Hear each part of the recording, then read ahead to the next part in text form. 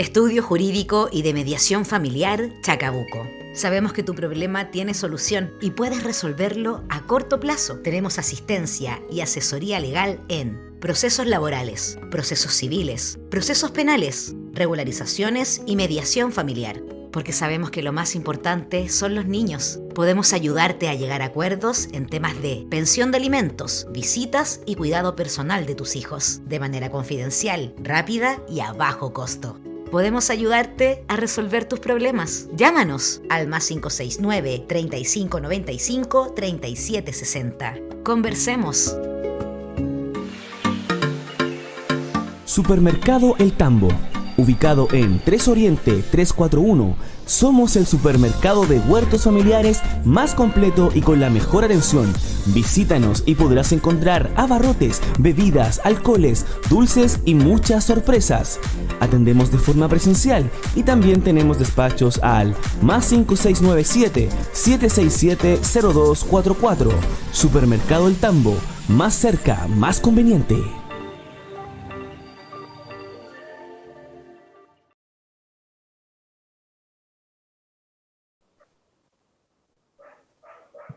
Muy buenas tardes, bienvenidos a una nueva edición de Cívicamente a través de las pantallas de TV Otintil. Hoy tendremos un programa muy especial. La invitada de hoy es la constituyente Bessie Gallardo, con la cual vamos a entablar una dinámica conversación acerca de todo lo que muchas veces no entendemos o queremos saber de la nueva constitución que está a puertas ya de ser entregada, ¿no es cierto?, el 4 de julio para su aprobación el 4 de septiembre. Buenas tardes, César, ¿cómo estás tú? Hola Sergio, muy buenas tardes, muy bien, aquí con algunos problemas de salud, pero ya saliendo, ya recuperándome, así que por eso se me ven medio más abrigado que de costumbre, es por eso. Y nada, pues aquí atento a la conversación que vamos a tener con la Bessie, es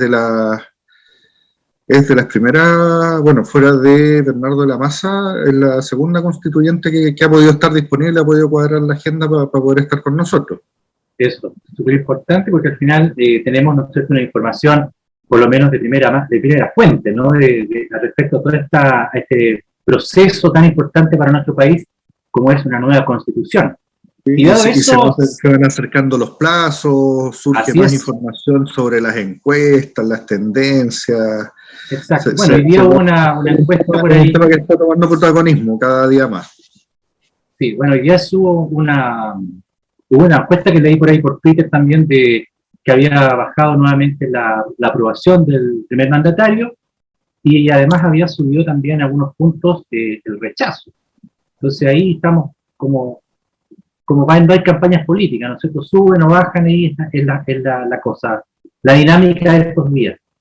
Pero en ese mismo sentido... Bueno, lo mismo, salió la encuesta académica, disculpa Sergio, que también está ahí bien en entredicho la metodología, porque al final, claro, de un universo de 11 millones de votantes, la encuesta solamente entrevistó a 700 personas de un total de más de 7.000 llamados que se hicieron.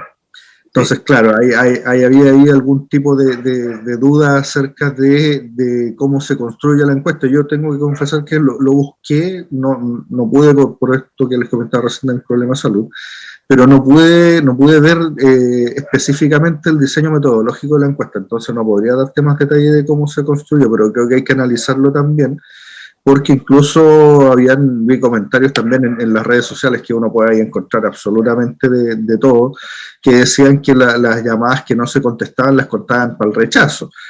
Cuestión que no creo que sea así, pero hay que verificarlo con el diseño metodológico de la academia y en realidad de todas las encuestas. Así es. Bueno, generalmente las encuestas son un poquito antojadizas, el universo que se toma, ¿no es cierto?, no es tampoco mucha gente y tampoco representa, como bien dice la palabra, el universo. Así que hay que tener cuidado con la encuesta.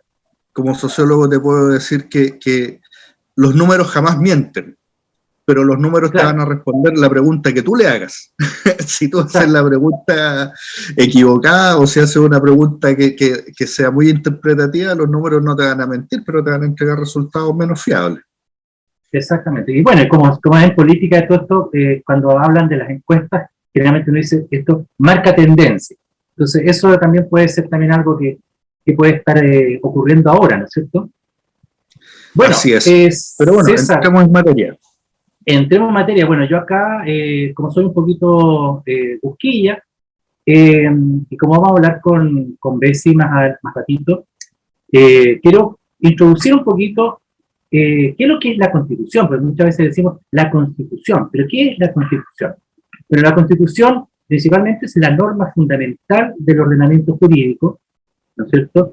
Y en ella se determinan las bases de la institucionalidad, los derechos y garantías de las personas y los cuerpos intermedios. La estructura política del país, su funcionamiento, los órganos de poder, sus atribuciones y las relaciones entre ellos. Los sistemas para resguardar la supremacía constitucional, entre otros elementos básicos, que configuran la estructura del Estado. La Constitución es la norma con más alto rango jerárquico dentro de un ordenamiento jurídico cuyo objetivo es regular el poder estatal y también las libertades fundamentales que se reconocen a las personas que forman parte de este Estado. Busca reconocer los derechos fundamentales, también llamadas libertades públicas, de las personas. En resumen, una Constitución es la norma fundamental de carácter estructural que permite organizar un Estado, siendo la guía que orienta su gobernación. Esta norma es también conocida como Carta Magna, Carta Fundamental, Ley Suprema, Ley Superior o Código Político. Para cualquier país, el darse a la tarea de elaborar una Constitución es un desafío de gran envergadura, porque esta labor implica vincular en un mismo proceso elementos de diversa naturaleza, aspectos jurídicos, sociales, políticos, que deben confluir para el logro del resultado más óptimo posible y ser el reflejo de lo que la sociedad chilena finalmente es. ¿Qué te parece, César? Demasiado largo. Pero eso es en pocas palabras, ¿no? Efectivamente lo que tú señalas, pero claro, yo pensaba en formas de cómo poder explicarlo de pronto en simple.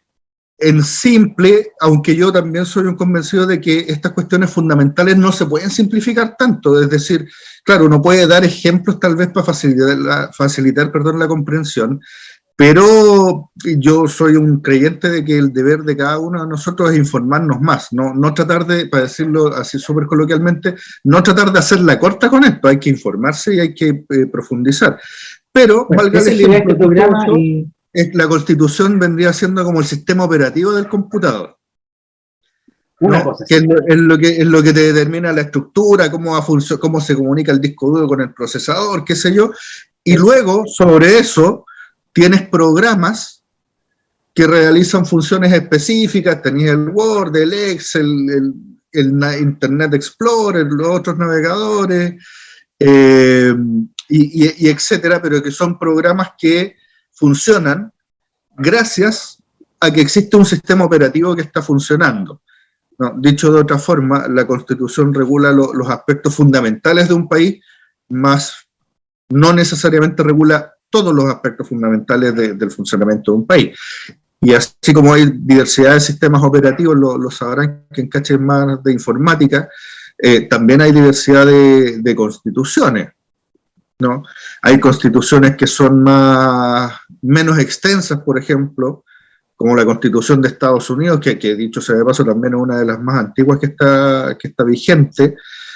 Hay constituciones que son mucho más extensas, la mayoría de las constituciones no se redactan o se escriben como proyectos puntuales y específicos, convocando consejos de expertos o personas que más saben. Y dicho sea de paso, también para contextualizarlo, este proceso que nosotros estamos viviendo en la nueva constitución, el proceso constituyente en Chile, no tiene referencia en el mundo por cuanto se escribe con un grupo de personas que fue elegida por votación popular para el efecto y que es además paritario y donde además se incluyeron cupos específicos para pueblos originarios. Cuestión con la que, y aquí yo insisto con una cosa, hay opiniones diversas al respecto, yo en lo personal estoy muy de acuerdo con eso, pero es una particularidad que marca este proceso y que lo hace único. Ahora, hay personas que quieren establecer, César, un modelo de sociedad en la Constitución, y claramente no están entendiendo el rol que una constitución debiera cumplir en un sistema democrático. Ya porque están viendo claramente que la constitución les va a arreglar la vida, si queremos arreglar la educación, la salud, la vivienda y todo ese tipo de cosas, que después de la constitución todo eso va a ser mejor. Y la verdad es que no es tan así la cosa. O sea, sí y no, yo creo que con la Constitución efectivamente se delinea un modelo de sociedad, eso es así, pero la Constitución te marca los márgenes, te marca los límites, no es que la Constitución vaya a definir cuál es la multa que le van a pasar a una persona por circular a exceso de velocidad aquí en la ruta 5, por ejemplo, a la salida de huertos familiares. Eso no lo va a regular la Constitución, jamás, no, ninguna Constitución en el mundo lo va a hacer. Sería un ejercicio estéril, por llamarlo de alguna manera, porque hay normas, o sea, hay cuestiones en las que, mira, hay cuestiones en las que en toda sociedad estamos más o menos de acuerdo en que son fundamentales para la sociedad. Por ejemplo, no matar, ¿no? Yo creo que difícilmente alguien podría estar en desacuerdo con que la idea de, o estar de acuerdo con la idea de que matar a alguien es algo positivo, por lo tanto, lo prohibimos, ¿no? Y eso es una cuestión que difícilmente vaya a cambiar mañana, en una semana, en un mes, en un año o en 50 años. No sé, en 100 años a lo mejor sí, y ahí habrá que hacer otra constitución. Pero para esas normas, para esas cuestiones en las que estamos de acuerdo, se decretan y se incluyen en una constitución de forma tal que no cambien.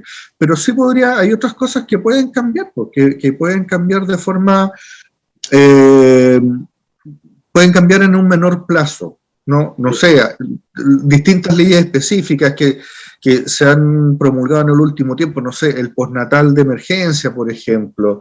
Hay un proyecto ahora de que la jornada laboral se reduzca a 40 horas, y eso puede ir cambiando. A lo mejor en 10 años más o en 5 años más ya no van a ser 40 horas, sino que vamos a estimar que podemos ser igualmente productivos en 35 horas, que es lo que sucede en Europa, por ejemplo, donde tienen esa jornada laboral a la semana. Pero no se pueden regular todos los aspectos en una constitución. Para eso es como te decía, definimos el sistema operativo, y aunque incluso se le puedan hacer mejoras a ese sistema operativo, sigue funcionando. Los programas particulares van cambiando y pueden irse alternando, pueden surgir otros nuevos y así. De todas maneras. Pero Sergio, yo me quedo ahí porque el hombre detrás de las perillas, nuestro director, nos dice que es tiempo de que hagamos la pausa. Sí, oye, pero bueno, todas estas preguntas las vamos a hacer a la constituyente ahora, ¿no es cierto? En el segundo bloque, para poder dilucidar todas estas dudas que tenemos de la nueva constitución. Vamos a una breve pausa comercial y ya regresamos con Cívicamente.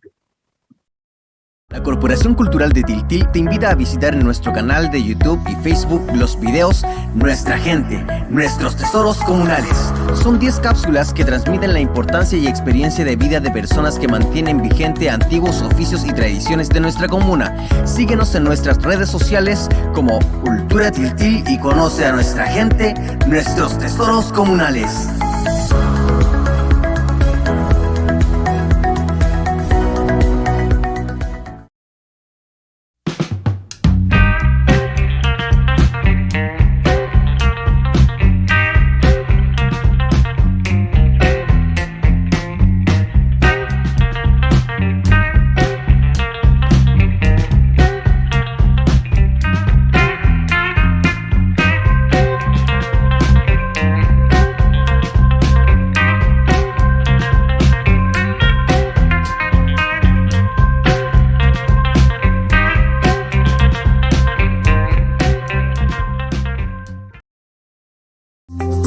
Santiago Plagas, expertos en el control de plagas urbanas como insectos voladores y rastreros. Y en temporada de verano, eliminamos plagas como moscas, garrapatas, pulgas y la araña de rincón. En la provincia de Chacabuco, contáctanos al 989-843-947. 989-843-947. Santiago Plagas, una empresa con resolución del Seremi de Salud Metropolitano.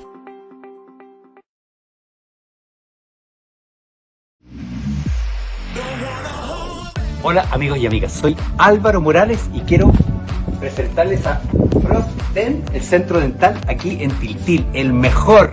En Frosten ofrecemos prótesis acrílicas, metálicas y planos de relajación, limpieza dental y blanqueamientos, tratamiento de ortodoncia y endodoncia, para niños, fluoración, sellantes y urgencias. Estamos ubicados en Daniel Moya 324, entre Carabineros y el Estadio Municipal de Tiltil. Contacto y reserva de horas al más 569-421-22-970. Frosten.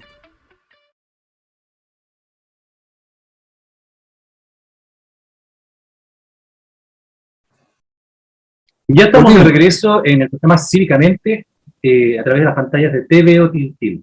Hoy, como les decía antes, tenemos una gran invitada que es la constituyente Bessie Gallardo. Bessie, buenas tardes, bienvenida a Cívicamente. Hola, buenas, ¿cómo están? Muy bien. Hola, Bessie, ¿qué tal? Hola, Bueno. bien. Muchas gracias por la invitación. Siempre es un agrado estar con medios que son de mi territorio, que es el Distrito 8, así que muy agradecida por esta invitación. No, Por gracias a ti tercera por vez la en el acogida. No, Sí. nada que agradecer. Bueno, Bessie, nosotros, como te mencionamos antes del programa, nuestro ideal de programa es informar, y bajo esa disyuntiva queremos preguntarte algunas cositas que nosotros queremos saber y que obviamente mucha gente no entiende mucho. Por ejemplo, que hay muchos artículos que no tienen definiciones claras o derechamente los deja uno en ascuas, por ejemplo, la plurinacionalidad. Estado plurinacional que solo Bolivia y Ecuador se consideran plurinacionales, los países desarrollados se consideran multiculturales como Nueva Zelanda y Canadá. ¿Qué me nos podrías decir tú al respecto de este tema, justamente de la plurinacionalidad? ¿En qué va a cambiar Chile con esta plurinacionalidad? En realidad, reconocer que somos múltiples naciones no tiene que ver con Bolivia o con otros países. Hay países que reconocen a múltiples naciones, no solamente los mencionados. Ahora, hay que entender primero qué es el concepto de nación. Es distinto al concepto de Estado. El Estado siempre es uno solo, pero hay múltiples naciones y es un reconocimiento solamente.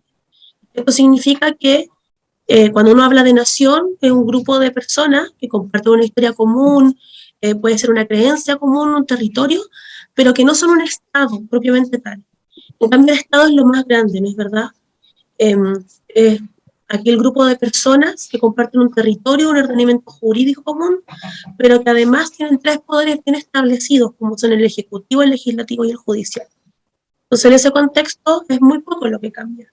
Ahora, el primer artículo de la Constitución, del proyecto de nueva Constitución, habla de plurinacionalidad, pero también de interculturalidad.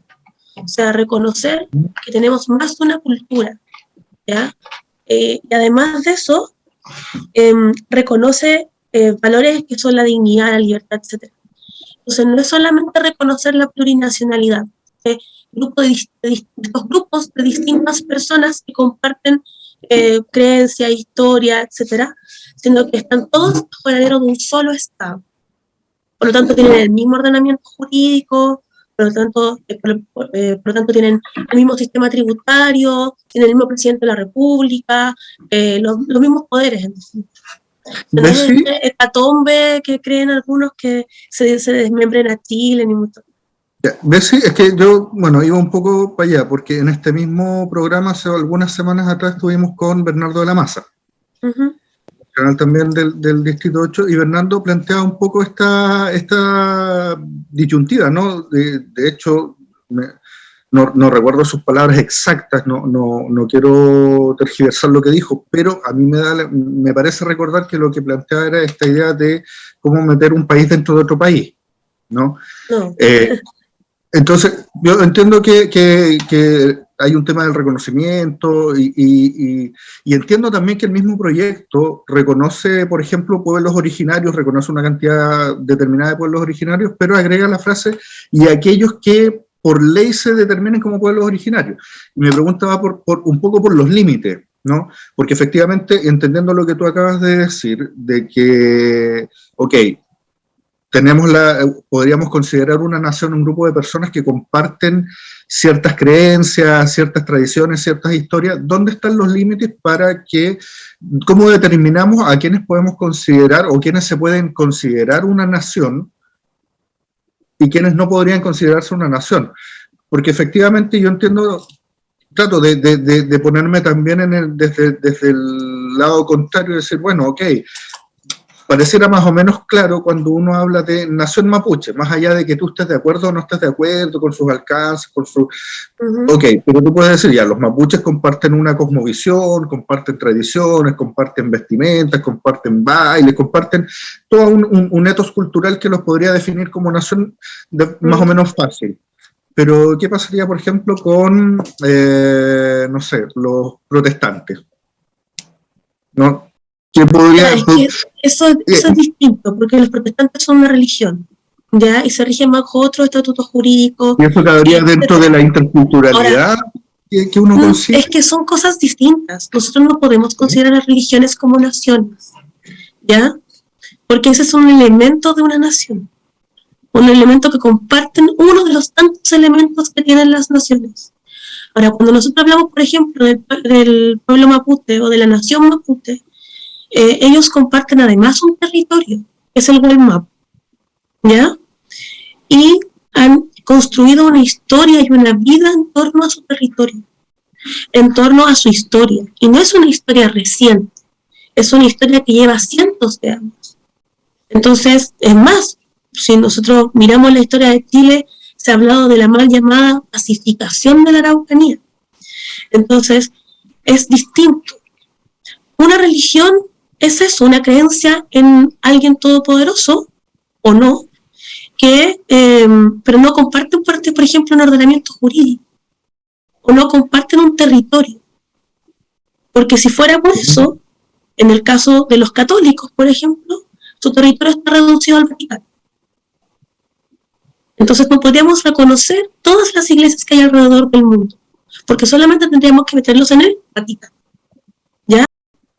O en el caso de los musulmanes, son múltiples países que se reconocen musulmanes, pero no son de la misma nación, ni tampoco son del mismo Estado.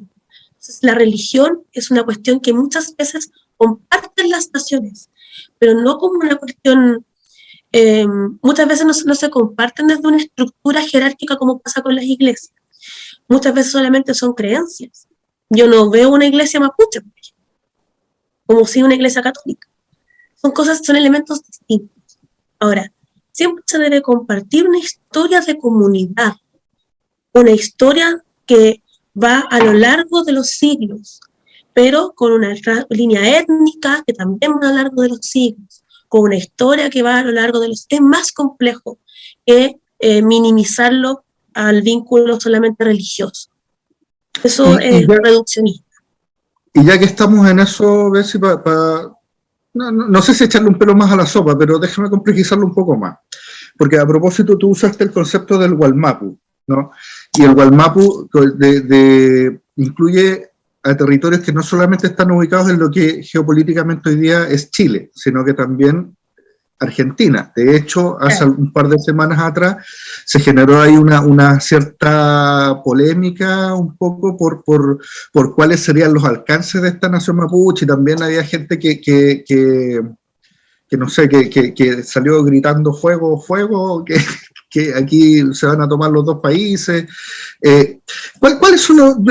Sí, un poco lo entiendo, porque de hecho, y te lo planteo porque a Bernardo de la Maza también le planteaba lo mismo, ¿no? Porque decía, no, pero es que esto hay que definirlo porque no pueden haber países cruzados. Yo le decía, bueno, pero si existen ejemplos. Los vascos están en el territorio francés y en el territorio español. En España, los gallegos están en Portugal y en España, y así, o sea, y yo concretamente le decía, bueno, si uno mira el mapa de Europa, es un mapa que se ha dibujado sobre sí mismo varias veces a punta de guerra.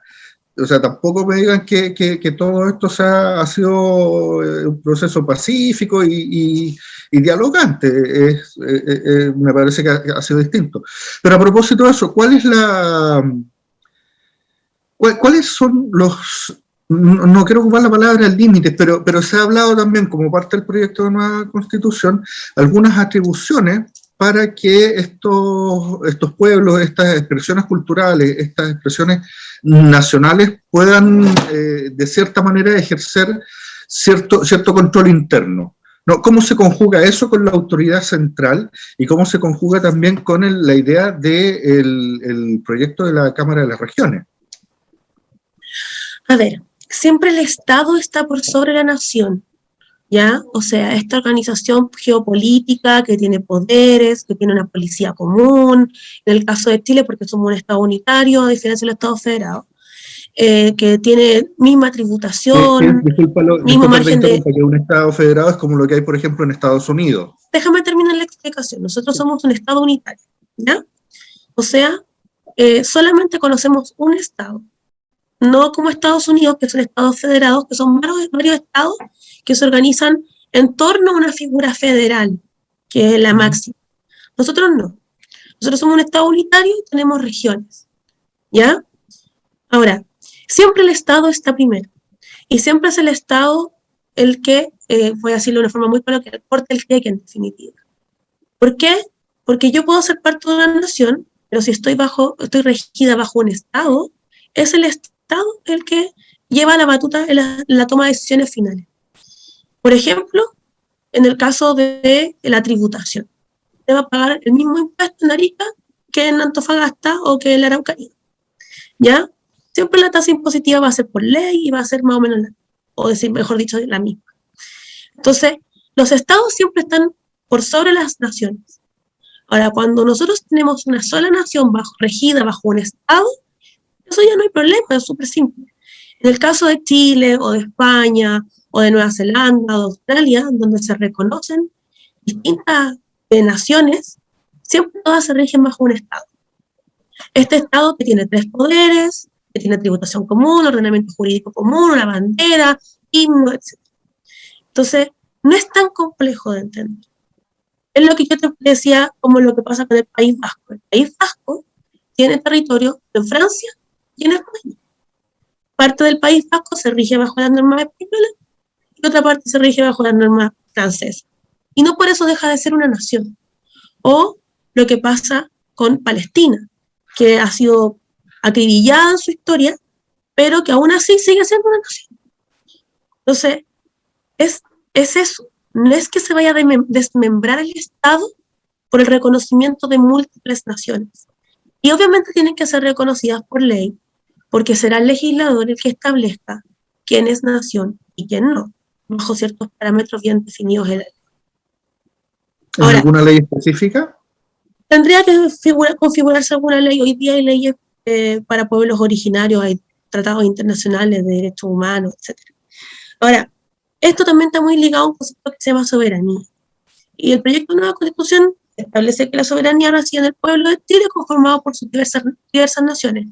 Pero después dice que nadie, por cierto, ningún individuo, bajo ninguna excusa, podrá atribuirse su ejercicio. O sea, la soberanía queda bien armadita, bien contemplada. Del Estado. Siempre del Estado. Sí, no van a haber 2 estados.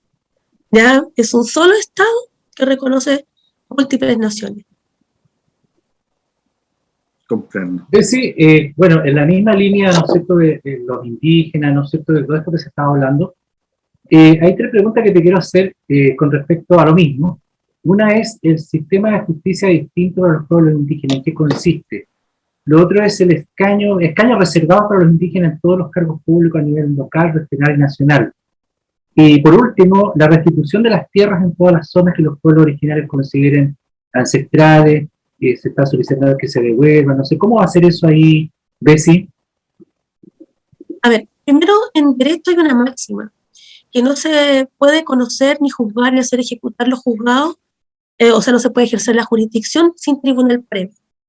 Por lo tanto, no es como que se apruebe la nueva Constitución y el otro día va a haber pluralismo jurídico. Eso es imposible. Por lo demás, son muchos pueblos originarios. Entonces, cada uno tendrá que tener algún ordenamiento para poder efectivamente cumplir ese pluralismo jurídico. Lo que sí, la jurisdicción es esto que yo les decía. el conocer de las causas civiles y criminales, juzgarla y hacer ejecutado en los juzgados, y va a estar, no quedó muy distinto a lo que es la Constitución del 80, por cierto, va a estar bajo los tribunales que el legislador establezca previamente. Siempre tiene que haber un tribunal previo. Yo no puedo juzgar, o sea, conocer, juzgar y hacer ejecutar los juzgados si no tengo un tribunal, porque eso es típico de las dictaduras.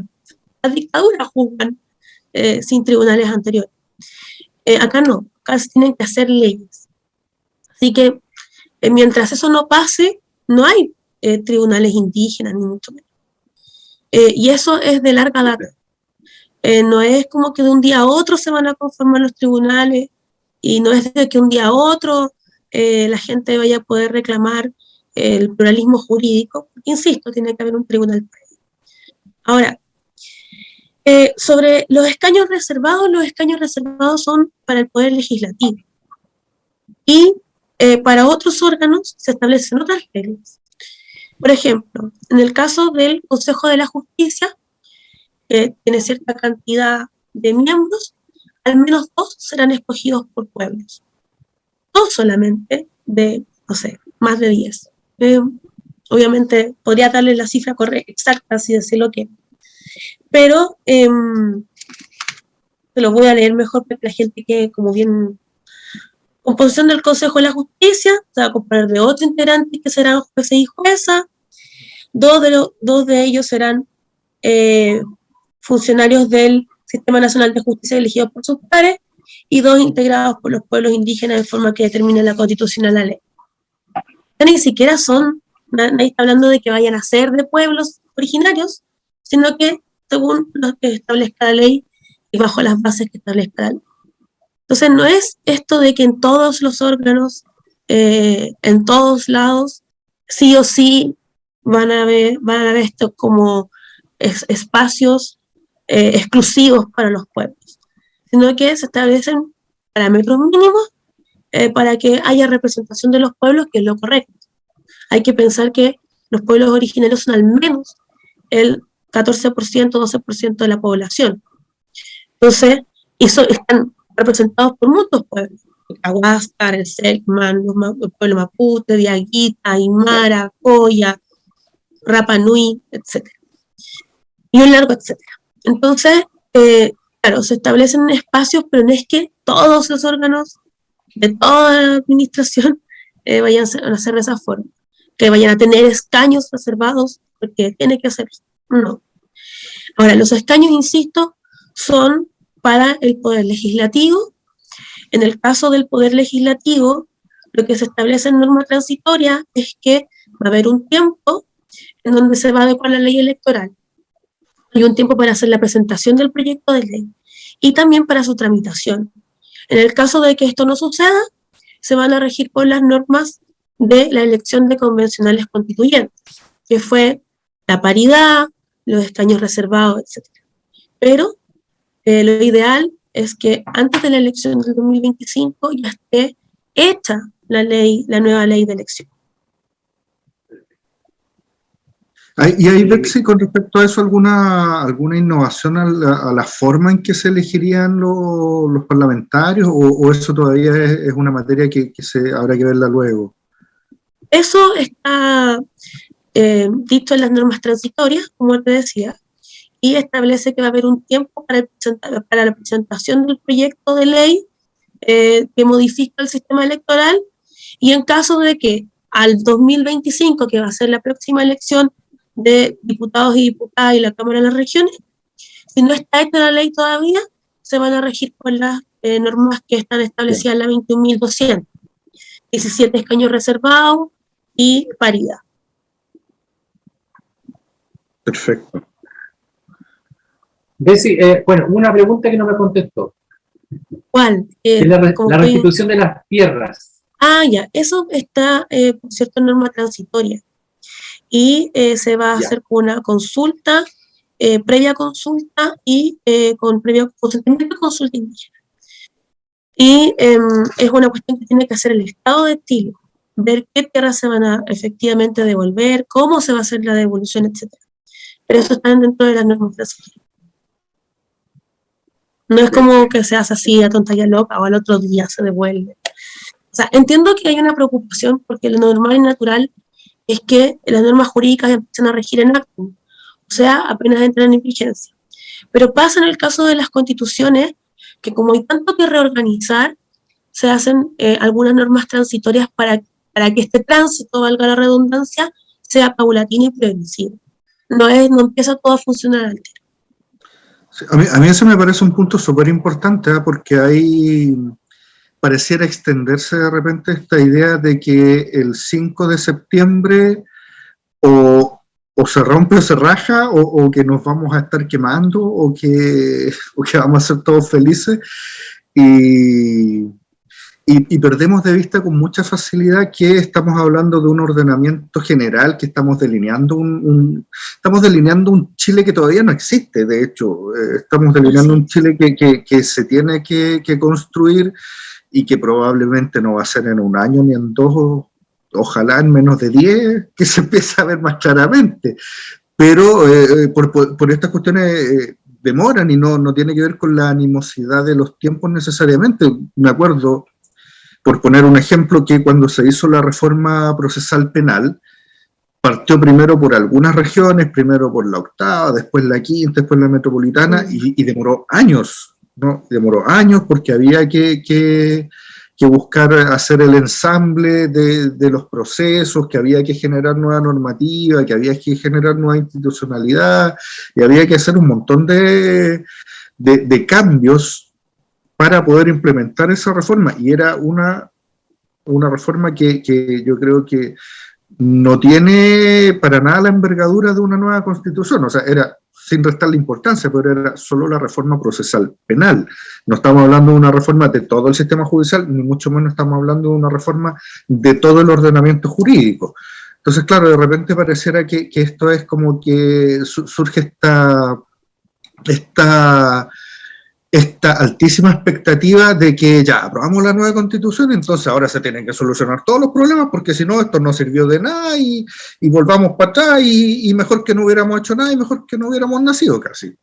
Claro, entonces, o sea, la reforma procesal penal se hizo de forma paulatina precisamente por eso, porque era una reforma tan grande del sistema de justicia que tenía que hacerse de a poco para ver cómo se implementaba, poder probar la implementación, ver los errores, etc. Además, la reforma procesal penal creaba dos instituciones nuevas, que son el Ministerio Público y la Defensoría Penal Pública. Por eso tenía que hacerse de forma paulatina. Lo mismo pasa con la nueva Constitución. Son tantas las nuevas instituciones que entran a este juego. Por ejemplo, la Defensoría de la Naturaleza, la Defensoría del Pueblo, otras instituciones que ya existen, pero que cambian su forma de establecerse dentro de la misma Constitución, como la Defensoría de la Niñez, que ya existe, pero que con esta nueva Constitución pasa a ser un órgano autónomo del Estado, o la Defensoría Penal Pública, que también existe, pero deja de estar dependiente del ministerio, de un ministerio, y pasa a ser también un organismo autónomo del Estado. En el caso de la educación, por ejemplo, se establece un sistema nacional de educación y un sistema de educación pública, que también tienen que ir con leyes específicas, van con plazos bien determinados por las normas transitorias de la nueva Constitución. El sistema de salud, el de seguridad social, o, por ejemplo, el nuevo poder legislativo, que es este bicameralismo asimétrico que le han llamado, en donde hay una Cámara de Diputados y Diputadas y una Cámara de las Regiones, o las nuevas reformas al Consejo de la Justicia. También se reforma, por ejemplo, la duración de los jueces, etc. Y eso está contenido, ese tránsito está contenido en las normas transitorias, precisamente por eso. Porque si nosotros lo hacemos todo al tiro, el aparataje estatal no resistiría. Y la implementación sería aún más difícil. En cambio, acá se hace con dos criterios: un criterio de progresividad y de responsabilidad fiscal. Entendiendo que la progresividad es hacer las cosas paso a paso, y la responsabilidad fiscal es entendiendo que además de hacerlas paso a paso, las tengo que hacer bien, viendo bien los presupuestos de la nación, viendo efectivamente cuánto me va a costar, cómo se va a implementar, teniendo grandes y largas discusiones muchas veces con los gremios, por ejemplo con el profesorado, o con las comunidades educativas, o con el gremio de la salud, es un largo etcétera. Entonces, no es que se haga al día 5 de septiembre todo parta de cero, sino que esto es paulatino. Estos dos principios: progresividad y responsabilidad. Bessie, usted tocó ahí un tema que me interesa bastante, que es el tema de la salud. Dice, ¿se consagra un sistema de salud público universal? ¿Cómo sería eso a lo que tenemos hoy, por ejemplo? En simple. Desaparece FONASA y desaparece, o sea, las ISAPRE no es que desaparezcan, van a tener que cambiar de giro. ¿Por qué digo esto? Porque lo que se establece es un sistema único de salud, en donde todos los cotizantes del sistema van a cotizar ahí, por lo tanto entra mucho más dinero en las arcas fiscales, pero no significa que usted no se va a poder atender donde los privados. El Sistema Nacional de Salud lo que hace es tener prestadores públicos y privados, no se elimina. Y además de eso, se supone que todos los médicos, las clínicas, los hospitales van a estar regidos bajo este único sistema. Es muy similar a lo que pasa en Inglaterra con su sistema de salud, que también es único, pero que también tienen seguros complementarios. En Chile puede pasar exactamente lo mismo. Entonces vamos a tener a todos los cotizantes en el mismo sistema y donde van a poder seguir escogiendo libre elección, si así lo desean. En el caso de los que somos de FONASA, voy metiendo FONASA, y queremos ir a un prestador privado, vamos a poder hacerlo. Pero además, por otra parte, se garantiza en el Sistema Nacional de Salud una gran reforma a la salud pública. O sea, fortalecemos la salud pública, porque evidentemente está muy desmejorada, y además de eso, entra a regir este nuevo Sistema Nacional de Salud con cotizaciones únicas de los trabajadores y las trabajadoras, o de las personas en general que cotizan. Perfecto. Betsy, y con ese, estoy recordando ahora una polémica que se dio hace algún tiempo cuando se discutía sobre el aborto, ¿no? Y recuerdo que se dio la polémica porque, no sé si institucionalmente, pero recuerdo sí que habían médicos del Hospital de la Católica que se negaban a practicar aborto, ¿no? O se planteaba esa polémica, y finalmente, según las argumentaciones que recuerdo que se exponían en ese momento, se decía que, bueno, si la institución recibe fondos estatales, tiene que aplicar lo que diga la ley y lo que la ley permita, y quedaría relegado a un segundo o tercer plano la opinión personal. Bajo un sistema universal de salud, ¿podría existir espacio para que prestadores privados, por ejemplo, puedan reservarse no sé si el derecho, es parecido como cuando dicen me reservo el derecho de admisión, es decir, podrían esgrimir razones éticas o morales para, por ejemplo, no practicar un aborto? A ver, yo creo que el aborto es un derecho de las mujeres y de nadie más que las mujeres debemos efectivamente pensar si queremos o no abortar. Ahora, la objeción de conciencia, porque así se llama, debe ser personal más no institucional. Las personas jurídicas no piensan, no tienen conciencia, no está dentro de sus atribuciones del Código Civil. Y si reciben fondos públicos, el aborto es una prestación de salud. A usted le puede parecer o no, me da lo mismo, pero el aborto es una prestación de salud, y así lo estableció la OMS, Belén do Pará, el Tratado de Belén do Pará sobre la erradicación de las formas de violencia en las mujeres, y el convenio de la CEDAW. Entonces, si un médico no quiere practicar un aborto, no lo haga. Ahora, la institución no tiene conciencia, y la institución no debiera negarse, porque estamos hablando de derechos humanos de las mujeres. Cuando nosotros hablamos de derechos humanos de las mujeres, o de las personas que pueden gestar, yo creo que las instituciones no tienen nada que decir, menos si reciben financiamiento público. Porque el Estado es el primer llamado a respetar los derechos humanos de las personas. Entonces, relacionado a lo que es Carabineros de Chile, deja de ser una policía militar y pasa a ser civil con paridad de género incluida. ¿Cómo sería eso ahí en ese asunto? A ver, cuando nosotros ¿Vas a hacer como tipo PDI? No, cuando nosotros hablamos de someterse al poder civil, porque no es que sea una policía civil, pasan a someterse al poder civil. Quiere decir que su estructura se somete a las decisiones del presidente o presidenta de la República. Y el último que tiene la palabra en la institución es el presidente o presidente de la República. Evidentemente con enfoque de derechos humanos, porque las policías son las primeras llamadas a respetar los derechos fundamentales de las personas. Y No significa que la institución deja de ser jerarquizada, ni mucho menos. Solo cambia que pasan a ser parte del poder civil, o sea, quedan supeditados a lo que diga el poder civil. Entender las policías como un ente militar es un error. Los militares van a la guerra. Los militares no controlan el orden público. Los militares están para otro tipo de cuestiones.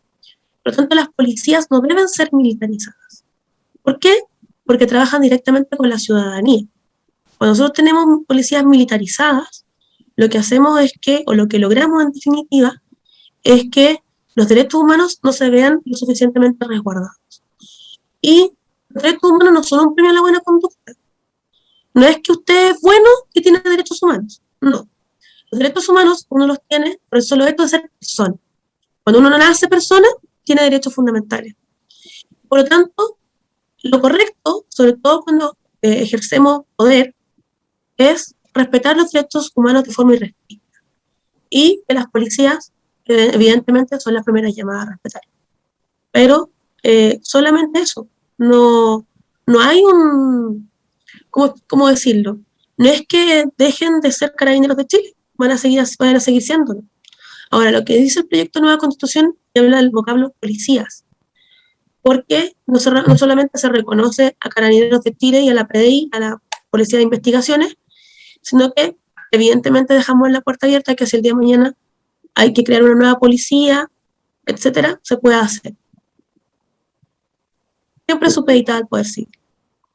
Pensando, por ejemplo, Betsy, en una cuestión que ya fue una polémica tal vez de los años 2000 con respecto al rol que tenían, por ejemplo, estos efectivos de paz ciudadana o estos funcionarios municipales que ejercían algunas labores de control. Eventualmente uno podría pensar que esos cuerpos podrían volverse policías locales, por ejemplo, que existen en otros lugares. No podrían convertirse porque para ser policía solamente tiene que ser por ley. Y la gente de seguridad ciudadana no está reconocida bajo el ordenamiento jurídico con ese parámetro.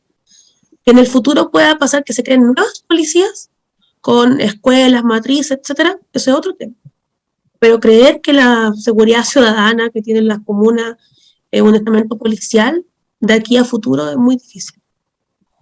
Y a mí me da la impresión que no, pero te lo pregunto para confirmar o para que me corrijas si estoy equivocado, pero me da la impresión que tampoco en el proyecto se profundiza mucho más en alguna reforma de carabineros en cuestiones como que sea de escalafón único o que se establezcan claramente mecanismos de control para evitar todas estas cosas del Paco Gate, ¿no? Los desfalcos. No, eso no lo considera el proyecto, ¿no? ¿O sí? A ver, cuando nosotros hablamos porque eso es corrupción. El proyecto de nueva constitución, en su acápite de buen gobierno, establece cuestiones bastante claras para la corrupción. Por ejemplo, habla de que la corrupción es contraria a la ley, dice también que es contraria a la sociedad, al orden social, etc. Y además establece inhabilidades para ejercer cargos públicos. Y en eso se incluyen las policías, evidentemente, son parte de los funcionarios del Estado de Chile. Entonces, yo creo que la forma en que el proyecto de nueva constitución efectivamente ataca el tema de la corrupción, no solamente en el ámbito de las policías, sino que en toda la gestión, en toda la gestión pública, tiene que ver con cómo atacamos la corrupción desde la probidad y la transparencia, pero además inhabilitando a ciertos personajes de que puedan efectivamente cumplir con función pública. La función pública no es solamente el funcionario que lo atiende usted en el servicio de impuesto interno o en un hospital público, etcétera, sino que todo aquel que cumple función pública, que cumple una labor en el Estado, cae dentro de este paquete. Lo que dice el articulado sobre la corrupción es que es contra el bien común y es contra el sistema democrático. Y después habla de la probidad y la transparencia. Pero además fija inhabilidades para ejercer cargos públicos, como por ejemplo aquellos condenados por cohecho, corrupción, delitos como los que pasaban Paco Gate o en el Milico Gate, entre otros delitos, violencia familiar, etc. Pero da un orden bastante claro. Y además dice una cosa, y los demás que establezca la ley. Cuando yo me refiero con esa frase a los demás que establezca la ley, me tengo que ir a una ley específica que es el Código Penal, que su artículo 28 y 38 establecen las inhabilidades para ejercer cargos de función pública. Perfecto. Oye, Betsy, yo tengo un par de preguntas más, pero las voy a dejar para después que el Sergio haga las menciones, porque tenemos que agradecer ahí a nuestros auspiciadores nuevamente. Bueno, igual ahí tengo una preguntita para ver si, cortita, yo hago preguntas cortitas. Bueno, queremos saludar, ¿no es cierto?, a Huevos del Valle, los mejores huevos de la comuna con variedad de precios, al detalle y al por mayor. Llame ya al número que aparece en pantalla. Estudio Jurídico de Mediación Familiar Chacabuco. Si necesita resolver asuntos civiles, laborales, penales, regularizaciones y mediación familiar, llama a los teléfonos y redes sociales que aparecen en pantalla. Supermercado El Tambo, desde los inicios de TVO Tiltil junto a nosotros, abarrotes, licores y bebidas, ubicado en 3 Oriente, 341 Huertos Familiares.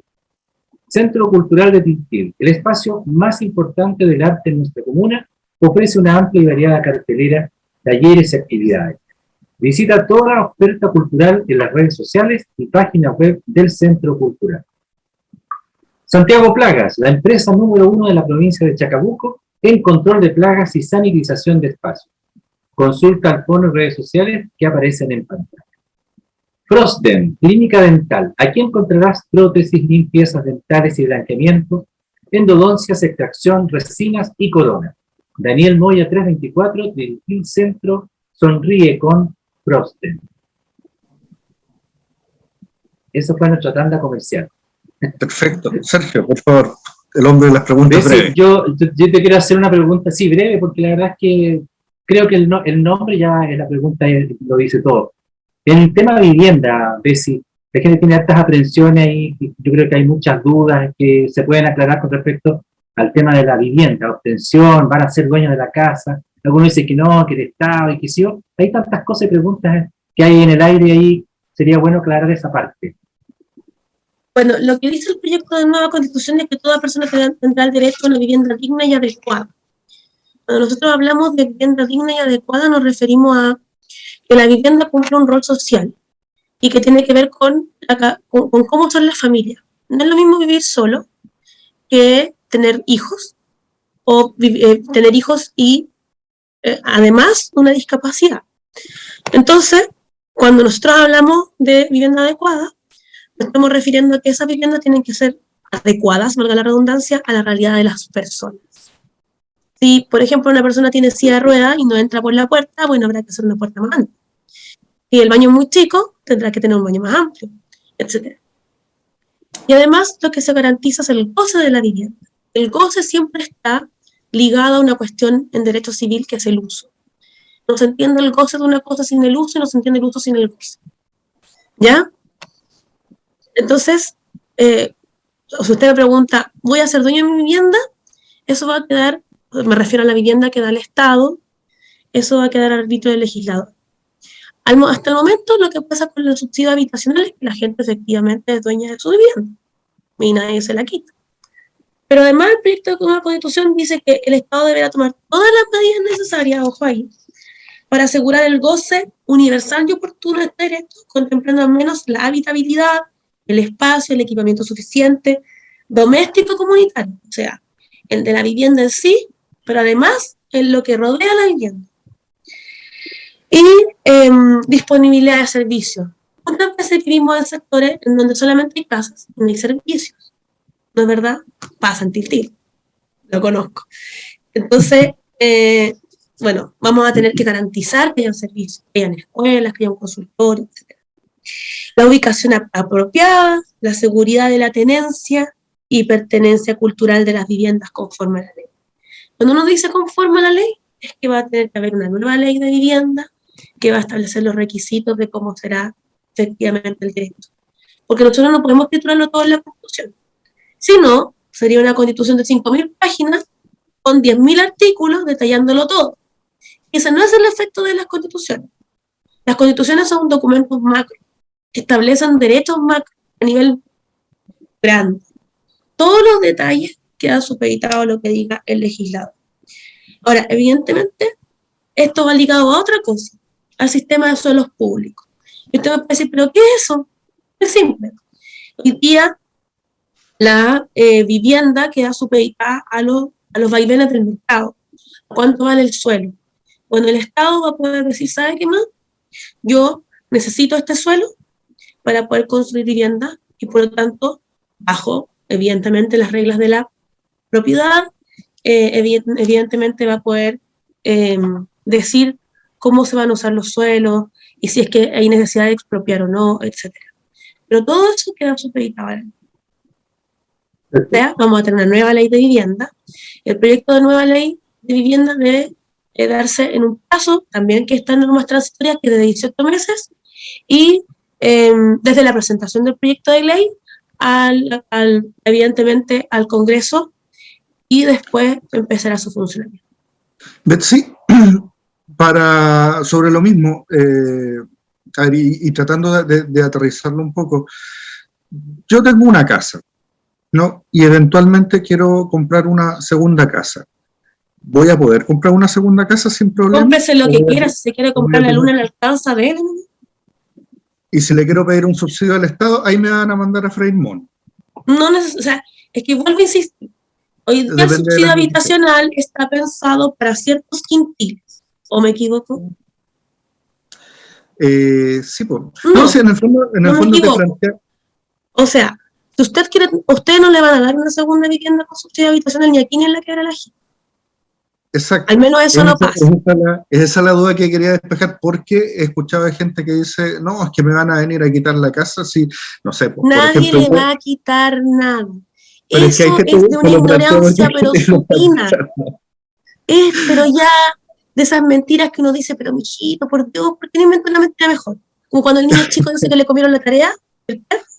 Así. La propiedad es un derecho humano fundamental. Es como la vida, la integridad física, etc. Y la gente tiene el derecho a tener propiedad sobre toda clase de bienes. ¿Ya? Lo dice la actual Constitución y lo dice la nueva Constitución. Ahora, es que me van a venir a quitar mi casa. Nadie le va a quitar nada. Bajo ningún punto de vista. Salvo lo mismo que pasa hoy día. Expropiación en caso de que interés general o interés de la nación. Pero esa es una excepción, es una cuestión excepcionalísima. ¿Y cómo se tendría que pagar esa expropiación? Bajo el justo precio. ¿Y qué es el justo precio? El detrimento económico efectivo que yo tengo al momento del acto expropiatorio. O sea, si mi casa, por ejemplo, vale 100 al momento del acto expropiatorio, y después por vaivenes del mercado ya no vale 100, vale 60. Puta, yo digo, pero ¿cómo? ¿Me van a pagar 60 o me van a pagar 100? Le van a pagar 100, porque su casa al momento del acto expropiatorio valía 100. Oiga, pero ¿sabe qué más? Yo quiero que me paguen 150. ¿Cómo? Claro, porque yo en mi casa además planto, tengo mis gallinitas, pucha, tengo mis vaquitas, y realmente mi casa no es solamente para habitar, sino que yo ahí tengo un montón de otras cosas. Bueno, usted va a poder reclamar ese valor adicional a un tribunal de la República. Bueno, ¿qué pasa si yo no quedo conforme con el valor de lo que me está ofreciendo el Estado? Usted puede reclamar a un tribunal de la República. Oye, pero el pago tiene que ser previo o tiene que ser después. No, el pago siempre tiene que ser previo pago, dice la nueva Constitución. Así que nadie le va a quitar nada, insisto, se quiere comprar 4 veces la luna y le alcanza para comprarse 4 veces la luna, cómprela. Pero nadie le va a quitar nada. Ahora, hay sobre ciertos bienes no hay apropiabilidad, porque son bienes que salen del comercio humano. ¿Cómo cuáles? Como los derechos de agua. El agua, el aire, el cielo, etc., pasan a ser bienes comunes inapropiables. O sea, nadie puede tener la propiedad sobre esos bienes. Hoy día, con la actual Constitución, en el 19 número 24, se establece que los derechos de aprovechamiento de agua constituyen propiedad. Y eso traía un montón de problemas, sobre todo en Tiltil, donde ya no hay agua. Ujú. Hoy día, con la nueva constitución, eso cambia. ¿Y qué pasan a ser? Administraciones de uso. O sea, usted no va a poder arrendar su derecho a agua, no va a poder vender su derecho a agua, no va a poder, no sé, hipotecarlo, celebrar algún contrato sobre un derecho de agua, porque ya no son derechos de agua, sino que son administraciones de uso. ¿Y quién va a tener esas administraciones de uso? La Agencia Nacional del Agua. Hay que crear una nueva institucionalidad que administre todas las administraciones de uso. ¿Y por qué tiene que ver eso? Porque no hay agua. Porque el agua es un derecho humano fundamental. O sea, el agua sale del comercio humano y pasa a ser un derecho humano. Entonces, en zonas como Tiltil, donde ya no hay agua, esto viene a ayudarle en su vida. Porque ahora el Estado sí o sí lo va a tener que proveer de agua. Porque si no lo hace, usted va a poder reclamar ante las Cortes de Apelaciones y la Suprema bajo acciones de tutelas constitucionales. ¿Ve? Muy bien, me sacaste un peso de encima con lo de la casa, me aclaraste una duda, una pregunta que te iba a plantear sobre el tema de la propiedad, los recursos naturales, el agua, el cobre, el litio, etcétera, pero que no la voy solo la voy a esbozar porque está avanzando rápidamente la hora, y yo quiero hacerte una pregunta que no tiene que ver directamente con la Constitución. Permíteme darme esa licencia, y tiene que ver con lo siguiente. Tú no tienes una larga tradición de participación en política, a pesar de que eres una ciudadana bastante activa. De hecho, sí, corrígeme si me equivoco, pero tu irrupción pública, por llamarlo de alguna manera, se produce un día que ibas caminando en la calle y había un móvil de televisión y te entrevistaron. Entonces, como dice el profesor Rosa, para resumir aquí un poco el cuento, porque si no estamos hasta la medianoche, mi pregunta es la siguiente: ¿cómo ha sido tu experiencia? Porque tú eres parte de lo que uno podría llamar nuevos actores en política, ¿no? Con además ciertas particularidades, que no tienes una militancia reconocida con algún partido, que actúas más bien desde la independencia.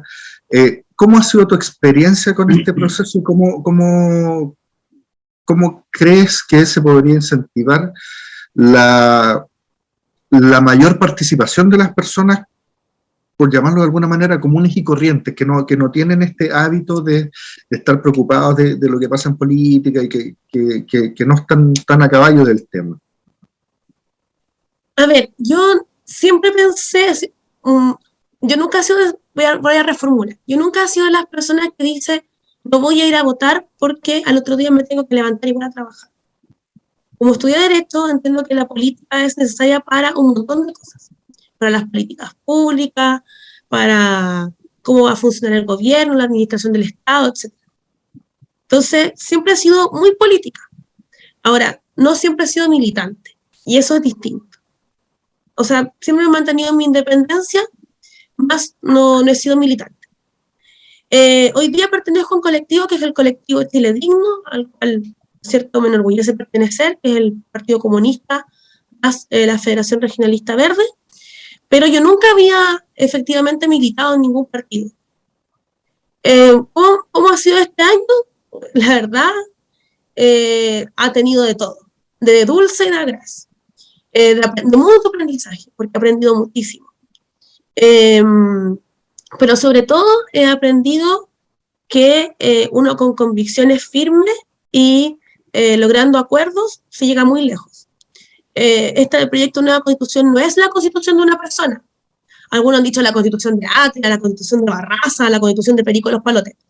No, este proyecto de nueva constitución es de un grupo de personas que nos tuvimos que poner de acuerdo, siempre, para todo. Desde cuestiones tan básicas como la soberanía, que muchos de nosotros creíamos que caían de perogrullo, hasta cuestiones más complejas como cómo van a ser el poder legislativo, el poder judicial, etc. O cómo iban a ser el manejo de los recursos naturales. Entonces ha sido de aprender mucho, porque llegar a acuerdos es un aprendizaje también. No ha sido una cocina bajo ningún punto de vista. Si fuera una cocina habrían sido 4 o 5 personas negociando y los demás obedeciendo. Y lo otro, que no ha sido un proceso exclusivamente de los partidos políticos, sino que también ha sido un proceso del mundo independiente. De un mundo independiente muy comprometido con hacer cambios que transformen la vida de las personas.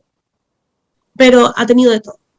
Si me preguntas si lo volvería a hacer, sí, lo volvería a hacer, tal vez de otra forma, siendo más dialogante, teniendo más escucha activa. Tal vez. No, yo hace muchos años que no me tomo vacaciones. Tal vez con otras experiencias, no sé, pero lo hubiese hecho de otra forma. Y hay alguna autocrítica. Pero nadie te enseña a estar en política. Si a uno le enseñaran en el mundo independiente a estar en política, otro gallo nos cantaría. Pero yo creo que la política es hermosa. Es tanto o más hermosa que el derecho. Encontré ahí algo que me apasiona, además de mi carrera, que es el derecho. Pero ha sido una locura. Un año muy intenso en donde tuvimos negociaciones de horas que debían ser de días. Se conversaron temas súper importantes, temas que muy probablemente en otros tiempos, como los de las cámaras de diputados y el Senado, son mucho más extensos. Acá las conversaciones eran en horas. Y moviéndonos de un lado a otro. Entonces, pero también un año muy gratificante. Muy, muy gratificante. Creo que le estamos dando un buen proyecto a nueva constitución a la gente. Un proyecto aterrizado, un proyecto que se puede concretar con buenas normas transitorias, entendiendo que efectivamente tiene que ser con progresividad, responsabilidad fiscal, pero esta no es la constitución de una o dos personas, es la constitución de mucha gente que puso su tiempo, su esfuerzo, dejar de lado a los hijos, para poder tener un buen proyecto de nueva constitución. Perfecto. Bueno, Bessie, yo quiero agradecerte en nombre del equipo de TVO Tiltil tu disposición, tu certeza en la respuesta, la claridad también, nosotros nos ha dejado bastante claro con todo lo que nosotros te hemos preguntado. Sé que hay muchas más preguntas, pero al menos, por lo menos, estas eran como las más que a nosotros nos decían, oye, pregúntele esto, pregúntele esto otro para saber, que sí, y al final es lo que vamos dilucidando, ¿no es cierto?, con este programa. Así que te quiero agradecer, te pido que no te vayas de pantalla, y para cerrar, hay algo que dice: la historia del mundo fue y está conformada por cientos de corrientes de pensamiento. El diálogo e intercambio de ideas es lo más productivo y beneficioso del intercambio de esos diferentes puntos de vista. Ni de izquierda ni de derecha. Primero, soy chileno, vote informado. A nuestros auditores los esperamos el próximo martes, en la misma hora, en el mismo canal, y una vez más agradecido, Bessie, por tu buena disposición. César, también, nos vemos la próxima semana. Muy buenas noches. Nos vemos la próxima semana. Muchas gracias, Betsy. No, gracias a ustedes por la invitación y muchas gracias a la gente que está viéndolo. Y un abrazo grande a todos. Estudio Jurídico y de Mediación Familiar Chacabuco. Sabemos que tu problema tiene solución y puedes resolverlo a corto plazo. Tenemos asistencia y asesoría legal en procesos laborales, procesos civiles, procesos penales, regularizaciones y mediación familiar. Porque sabemos que lo más importante son los niños. Podemos ayudarte a llegar a acuerdos en temas de pensión de alimentos, visitas y cuidado personal de tus hijos, de manera confidencial, rápida y a bajo costo. Podemos ayudarte a resolver tus problemas. Llámanos al +569 3595 3760. Conversemos.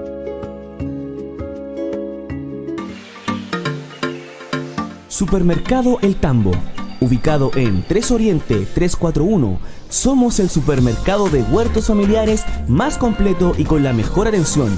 Visítanos y podrás encontrar abarrotes, bebidas, alcoholes, dulces y muchas sorpresas. Atendemos de forma presencial y también tenemos despachos al +5697 767 0244. Supermercado El Tambo, más cerca, más conveniente.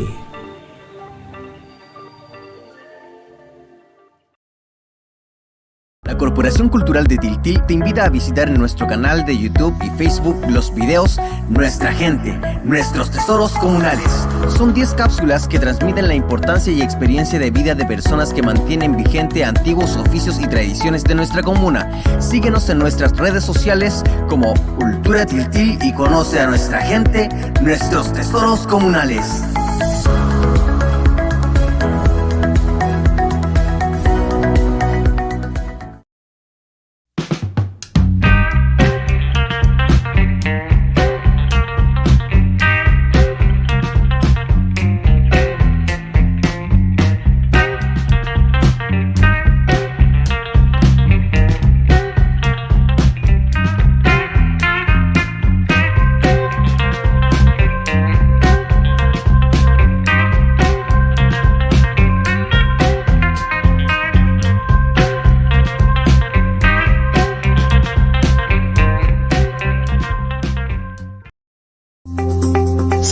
Plagas, expertos en el control de plagas urbanas como insectos voladores y rastreros. Y en temporada de verano, eliminamos plagas como moscas, garrapatas, pulgas y la araña de rincón. En la provincia de Chacabuco, contáctanos al 989-843-947. 989-843-947. Santiago Plagas, una empresa con resolución del Seremi de Salud Metropolitano.